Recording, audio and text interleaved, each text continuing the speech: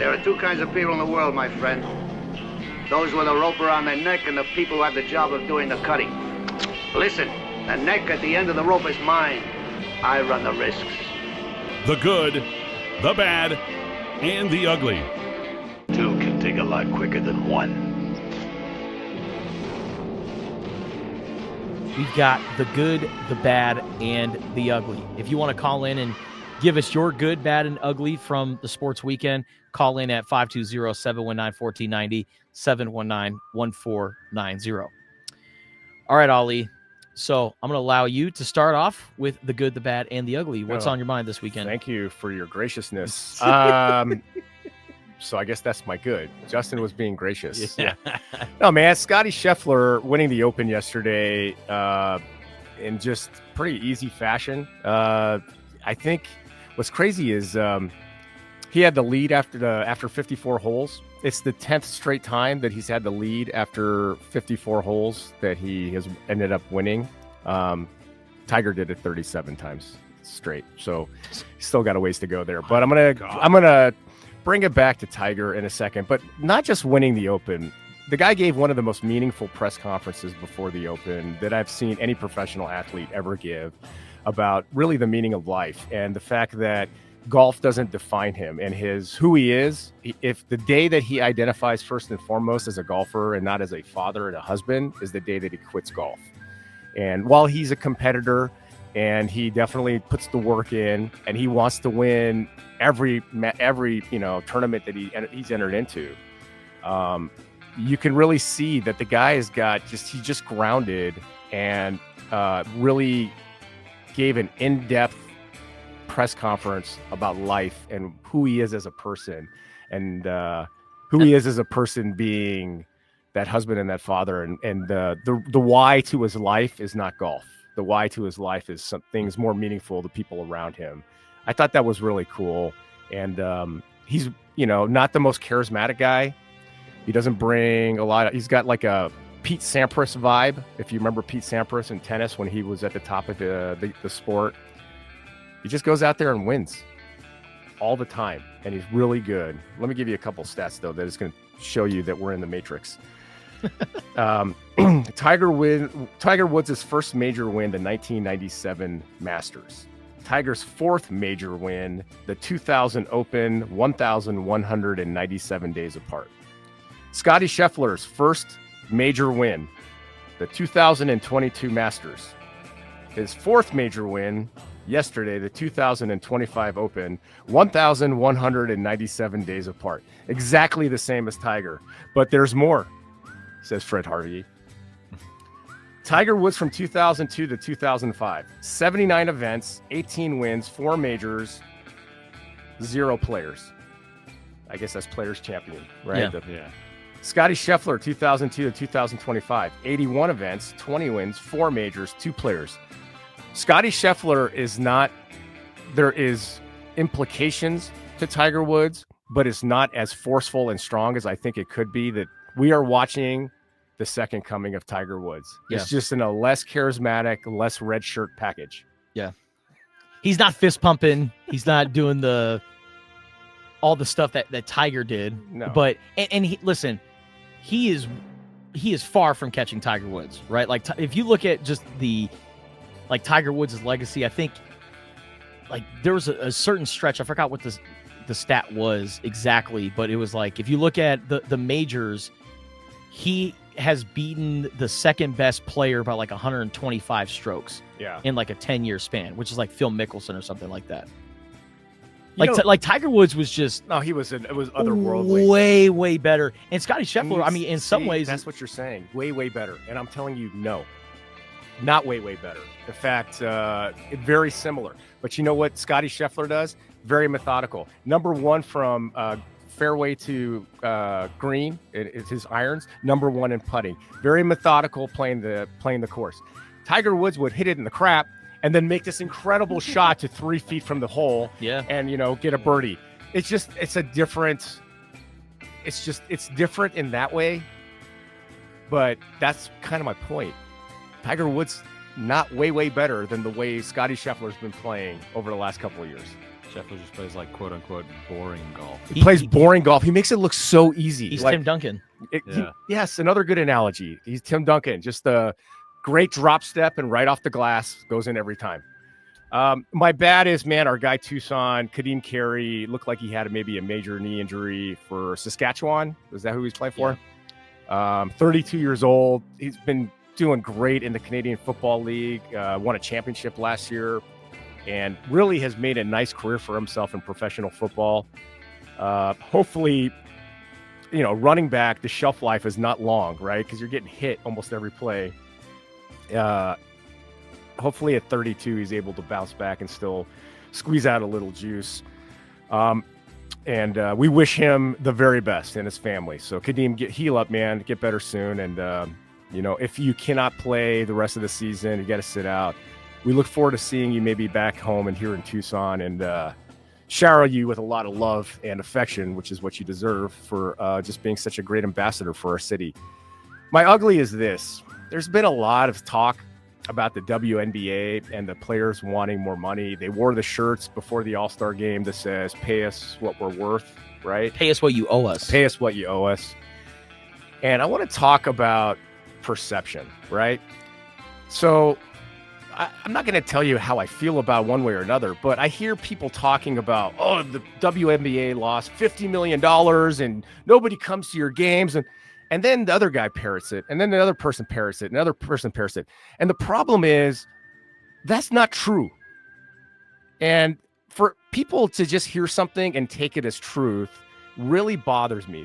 I don't know if they should be paid more money or not. I know this. It's never been more popular of a sport. I know this. The Las Vegas team, the entry fee was $50 million to buy a team. I know this, since that team was bought for $50 million. If you want a WNBA franchise, now the entry fee is $250 million. I know as an owner that if I have something worth $250 million, that I can leverage that. I can borrow money, invest it in something else and make a lot more money. I know that assets matter. So I don't know if I know that Caitlin Clark makes $76,000 a year playing for the Indiana Fever. I know she makes a lot more in endorsements. There's not too many people in my office that make less than $76,000. There's not one attorney in my office that makes less than $76,000 a year.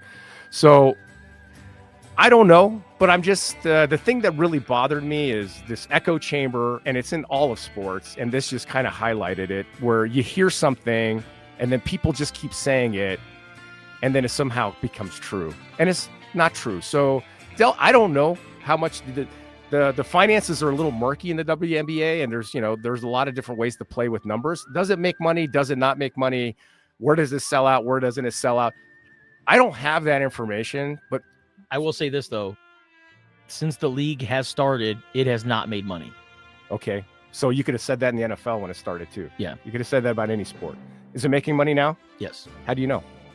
The NFL? No, the WNBA. Yeah. I was like, Ali, listen, I don't mean to be Captain Obvious here, but I think the NFL is making a lot of money. Hey. No, the WNBA is not making money now. How do you know? Well, last year didn't make money. How do you know? Revenue share. You're making my point. Yes. How do you know? People have reported this. The WNBA has not made money since it started. You're exactly the problem. And players are none of those people have looked at those finances. You don't know. Have you looked at the financials this year? Players are asking for revenue share. They want the revenue share percentage to match up with the NBA. They're not asking for, like, Kelsey Plum's not like, hey, I want to be paid the same amount as LeBron James. Right. She just wants the same amount of revenue share. But the thing that is kind of dicey about that, it's like, okay, you want the same percentage in a league that's not really making money. Well, that's all part of the negotiation, buddy. But I'm just saying that you just said people are reporting, and I'm telling you there's a lot of ways to work with the P&L. And I don't know if it's making money or not. I know it's got a contract with ESPN. I know that stadiums are more full than ever. I know Las Vegas is sold out. I know everywhere Caitlin Clark goes is sold out. I know Vegas just had a $50 million entry fee. I know it costs $250 million for a franchise. I know you can leverage assets like that to make even more money. So people are saying what? They don't know what they're talking about. They don't know. The only people that really know is people in the negotiations that actually get to see the financials. The WNBA doesn't make their financials available to the public. The Washington Post has a story that they've never made profit since 1997. Washington Post has never put out a story that's not right. This is the Washington Post, man. Yeah. Just letting you know what we found out in our research. I don't know. All I'm saying is just it's so. I think it's like we're making something out of nothing. Let them negotiate it. It's a non-story. And people are just getting way too riled up about it. But like this, people are throwing out facts and figures that are just untrue. And I'm not, again, I don't know. I'm not saying that they should get more money, they should get more revenue share, or they should get less. I don't know. And I know the league was not profitable when it started, like a lot of leagues. You know, the NBA almost went defunct in the late 70s, early 80s. Magic Johnson and Larry Bird saved the NBA. Yeah. So the players today have to pay for, because the league wasn't making money in 1980. Yeah. So I don't know. Just saying, I'm just really tired of if I just repeat the same thing and then that guy repeats it and that person repeats it and that person repeats it and it's all of a sudden a fact. Just kind of tired of it. Yeah. No, we were actually talking about this over the weekend that, you know, at once upon a time, if you wanted to watch the NBA Finals, you had to wait till the next day to watch it on tape delay. No, dude, that night. And then at 10:30, I watched the Lakers-Sixers Finals at 10:30 at night after the news. Game 6, Magic goes for 42, 10, and 7, playing center for Kareem. I was up till 1:30 in the morning. So, yeah, I mean, look, things changed. And I think... but the thing is like, for a player like Caitlin Clark, the WNBA, the players have to do a better job of, I guess, respecting her and what she brings to the game. Because it just seems like there's a handful of people that are just picking fights with her and they're just trying to, I don't know, diminish what she brings. Yeah, I'm so tired of Caitlin Clark and this person and that person. I'm tired of that too. You know, the WNBA, probably talked way too much about it already, but it's just, you know, they got to collectively bargain. So they've got to be together. Yeah. This will bring them all together. My last ugly is our guy, Justin, waking up at 3 a.m. to drive to Phoenix to play golf at a 5:15 tee time. I don't know anybody who loves golf that much to play golf, you know, wake up at 3 to go play in Santan Valley, Arizona. Yeah. That's crazy. Oof. Yeah. My brother's birthday is, I think next Tuesday. And we had a little gathering, and he said, "Yeah, we're teeing off at 5:30." I was like, "Yeah, all right. I'll go to bed at 7, wake up at 3, drive down to Santan Valley. We'll tee off at 5:30." Actually, that's a special skill, dude. I don't know if I could be like, "Oh, I'm gonna go to sleep at 7 to get my rest." Yeah. That's good for you. That's a gift. I need some Benadryl. That's a gift. Well, there's definitely some gummies involved. Let me just say that. All right. So you have for sleep, you have performance-enhancing drugs. Yes. Hey, man, you got to go to bed early. Like, all right, let me take a little more than normal.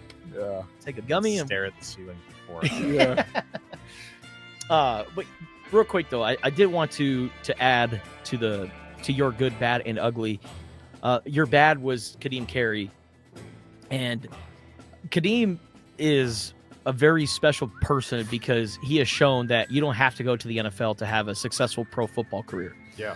And, you know, he was drafted by the Chicago Bears, played a few seasons for them, and then went down to Canada and has played for a few teams, Calgary, Toronto. They won a championship last year with Kadeem Carey, and he's a two-time CFL West All-Star. He's got, like, just under 4,000 yards and 26 touchdowns in his CFL career. And he's going to go down as one of the best running backs in CFL history. Yeah. When it's all said and done. And between his career at CDO High School, Arizona, the Chicago Bears, and the CFL, Kadeem Carey has rushed for a combined 14,298 yards and 158 touchdowns. He's got 18,128 all-purpose yards in that stretch. Incredible. So a very productive football career at every step of the way, or at every level. And, you know, he's one of the best to ever come out of Tucson. You know, if there wasn't a Bijan Robinson, we would be talking about Kadeem Carey being that running back to come out of Tucson, Arizona. And he still had a very illustrious high school career, one of the best that this city has ever produced. And from what I have read, from what I've heard from CFL pundits and reporters, that was a pretty gruesome leg injury. So just hopeful that our guy is able to bounce back and continue playing the game that he loves. And I know he's got, some kids, some boys that are coming up through the ranks playing football, and he's got a great family down here in Tucson, Arizona. And yeah, we just hope that he has a very speedy recovery. Yeah. That's just, you never want to see that. And whatever's next for him, if there is a next, that he's prepared for it and ready to go, and he's going to be successful. And, I'm sure every high school in this town is like, move back and please let your kids play on my football team. Yeah. I'm sure they're chomping at the bit. So yeah, great career for Kadeem. Hope he heals up. Hope he's able to play a couple other years. But like I said, just wish him the best. We've got the good, the bad, and the ugly here on ESPN Tucson. Ollie just did his. Now I'm going to do mine. Starting off with the good, kind of going back to the Open this past weekend. Ollie talked about Scotty Scheffler's greatness. And I'm not sure if you talked about this, Ollie, but Scotty Scheffler's trying to complete the Grand Slam. Now he's got the Open. Next year, if he's going to complete the Grand Slam, it will be at the U.S. Open. Yep. Did you know that the U.S. Open is his 30th birthday? Oh, I did not know that. I know who I'm betting on. So storylines, baby. Storylines, yeah. So I think that Scotty Scheffler is my favorite to win the U.S. Open on his 30th birthday. That Sunday is his 30th birthday. So, but Scotty Scheffler. But by the way, golf sucks, and you never know, man. Like from one year to the next, from one day to the next. Like the guy that he was playing with, Lee. Oh, Haotong Lee, who now is one of my favorite players. With how like he was laughing and having such a good time. So much fun.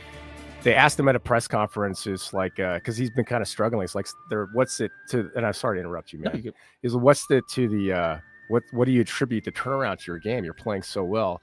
And he goes, I have no idea. And never, I honestly, I love the way I'm playing right now. Why I'm playing so well, I have no clue. And there's golf in a nutshell right there. No, straight up. Like right now, I am playing the best I have ever played in my entire life. I shot a 44 on the back nine. Shot a 96. I'm going to be like verifying that with Ask my brother. Yeah. Man, I was... No mulligans, he says. Yeah. It was that great sleep he got the night before. Yeah, right. Maybe that's what it is. Yeah. I don't know. But, like, I haven't been hitting the range. I haven't been grinding, like... But I'm playing good golf. There's something to be said about that. Sometimes, like, when you wake up really early to play golf and you just, like, trying to take a nice, easy swing, and you're actually kind of tired and not thinking too much, you play better golf. Yeah. Just keep your head down. Don't try to kill the ball. Yeah. And sure enough, I played probably the best round of the year. Shot a 96, 44 in the back. I was very happy with myself. But we're very happy for you. Scotty Scheffler, all I'm trying to do is break 100 every time I go out there. So by my standards, that was a damn good round. I know some people out there listening are like, okay. I shot an 82 over the weekend, and that wasn't even my best. But by my standards, I'm playing some damn good golf right now. Another thing about Scotty Scheffler that our guy Greg Harvey tweeted out. Did you guys go to the arcade right after the golf course that's connected to the golf course you played at? Oh, the putt-putt course? Shot a 96 at golf and stuff. Yeah, I'm very happy about that. Got some bubble gum from the prize counter. Some Chinese handcuffs. Yeah. He was on fire at skee ball. Got a bunch of tickets, and he got himself a Dakota ring. My go-to game is always Deal or No Deal. That's what I play at the arcade. But also, golfers all time to win 3 majors by 4+ strokes within a 2-year span. Scotty Scheffler, 2024 and 25, and then Ben Hogan in 1953, and that's it. So Scotty Scheffler is also doing things that not even Tiger Woods has done.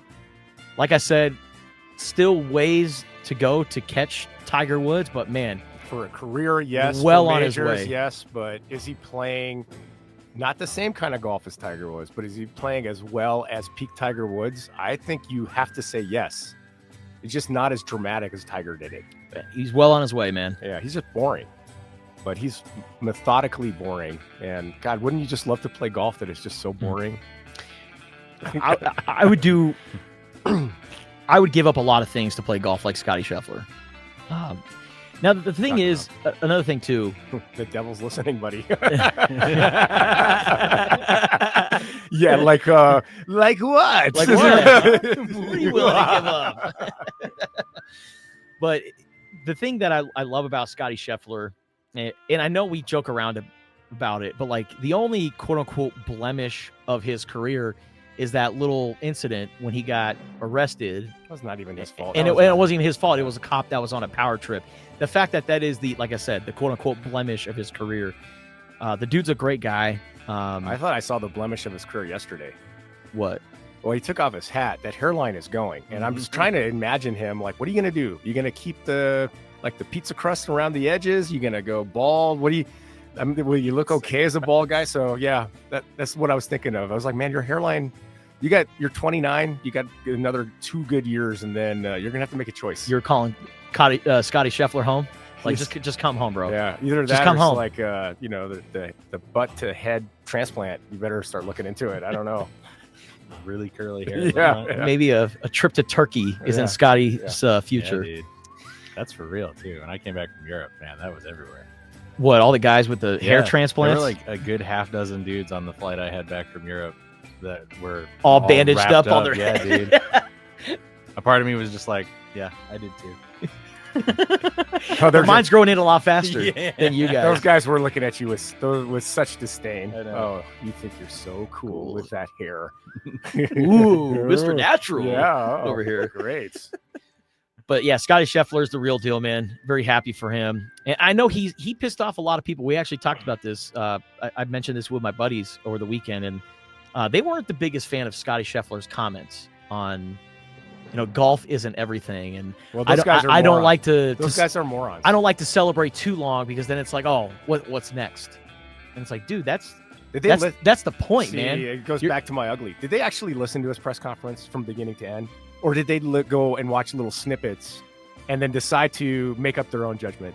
Because anybody who says they didn't like what Scotty Scheffler had to say at his press conference is either A, an idiot, or 2, ignorant. And you can pass that on from me to them, okay? Morons. I don't think they listen to the show, so. No, well, you can cut that clip and send it to them. Because you know what? He won the Open yesterday. Guess what? There's going to be another tournament that's coming up next. That win doesn't mean anything. He's got to move on to the next. It was what makes him so great that it doesn't stress him out that much. Well, and their argument was, would he be saying this if he wasn't hands down the number 1 player in the world, right? If he was finishing 15th or 20th in tournaments and not consistently winning, would he have the same message? Just dumb. It's just easy to say something like this when you're so they want Wyndham guy. They right? want Wyndham Clark. Scotty Scheffler, has he changed since? Have they watched him and listened to him when he wasn't the number 1 player in the world? They don't know what they're talking about. Do they want a guy that's like so wound up that he's kicking in lockers at Oakmont and is banned from the premises? That's what they want. Everybody's got an opinion, right? Just like everybody's got other anatomical parts. Sure. Yeah, anatomy, right? Yeah. All right, but also to add to the good, speaking of the Open, shout out to Arizona men's golf. They had Filip Jakubczyk compete in the Open. He did not make the cut. He shot a 75 on the first round, a 73 on the second day. Missed the cut, but he was performing at the Open as an amateur, going to Northern Ireland as a college golfer, competing in a major. I thought was really cool. I didn't have the high expectations for Philip going into this, but the fact that he got that experience, the fact that Zach Polo was able to compete in the U.S. Open, and both of those guys are coming back next year, and both of those guys are roommates at the U of A. That's awesome. So they're 2 roommates. One guy competed in the Open, one guy competed in the U.S. Open, and now they get to come back as seniors and lead the Arizona men's golf program. And then after Jim Anderson signing his contract extension, life is good for the Arizona Wildcats men's golf program and women's team as well. But the men's team having 2 golfers compete in majors this year, Jim Anderson could use that on the recruiting trail. I'll tell you that. I just knocked on wood for you, Jim. Okay. Go ahead. My bad is Big 12 football. So Big 12 football, I didn't know this. Do you know who is the last Big 12 football team to win a national championship? Colorado. Colorado. Yeah. In 1990. The time before then was 1984 in BYU. And then before then, none of the other Big 12 teams have won a football championship. So in the current landscape of the Big 12, football's not what the Big 12 thrives in. Does the past have any implications on the No. present? Okay. No. Yeah. Now, out of Different all players, right? We don't have the same players as between 1990 and This is true. 2025, right? Now, out of all the teams, remember Colorado and BYU, those are the only two teams BYU that have wasn't won in a the Big 12 championship. when they were in. Out of all the teams that have not won a championship, which one do you feel most confident in winning a national championship for the Big 12? Well, with the resources they have, I mean, Texas Tech? I would put BYU right up there. BYU? Okay.